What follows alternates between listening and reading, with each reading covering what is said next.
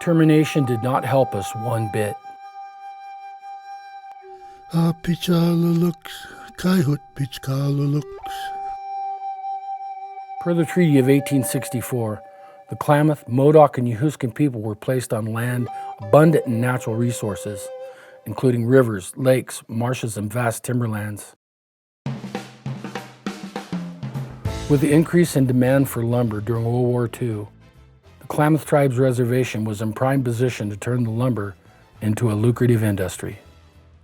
There were 27 mills in Klamath County at the time of termination, and 7 of those mills ran 24/7 off of timber that was taken off the Klamath Reservation. The Klamath Tribes, a sovereign nation, has always had the inherent right to govern themselves. Yet their numerous business interests and infrastructure were subject to government oversight.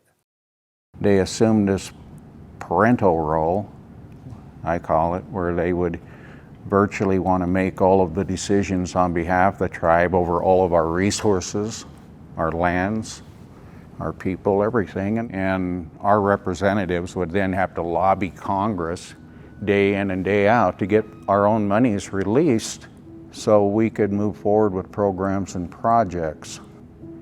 And that created an awful amount of resentment internally against the United States. After World War II, President Eisenhower pressured Congress to get out of the Indian business. This was called termination of federal supervision. It really changed my life because I was told that if you're not an Indian no more, you're terminated. Despite the Klamath Tribe's general membership voting against termination twice, the federal government broke their treaty and the Klamath Tribes were terminated under the Termination Act, or Public Law 587, enacted on August 13, 1954. The law was touted as liberating the tribes from government oversight.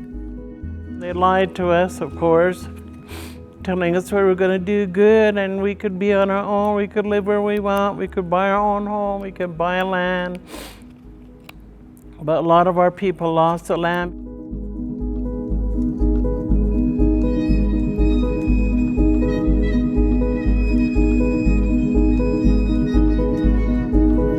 The former reservation, consisting of the remaining 525,700 acres, was then placed under the National Forest Administration, now known as the Wainema National Forest. The Klamath Tribes never received adequate compensation for their natural resources, including all of the land, mineral rights, and subsurface water. They were only paid for an undervalued assessment of the ponderosa pine.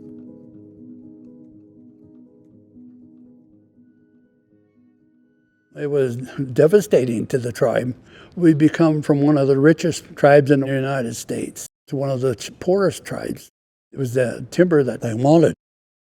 You might have thought you were rich to begin with, but you were poor overnight.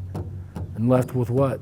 Fractured people, with people moving away to Oakland and to Portland.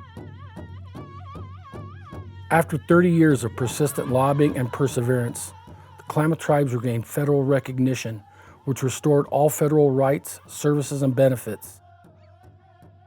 However, the Klamath Tribes were restored without their former land-based.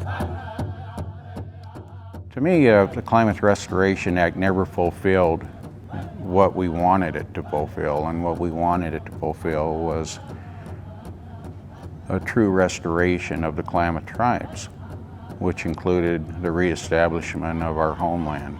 We fought. Seems like we had to fight for every little thing we had. And we still are.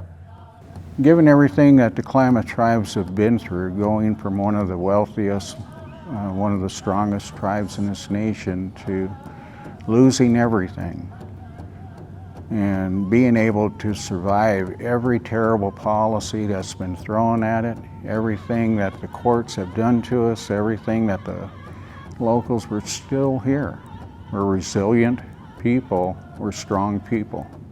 As far as celebrating, I do that every day because now I am considered a Klamath tribal member.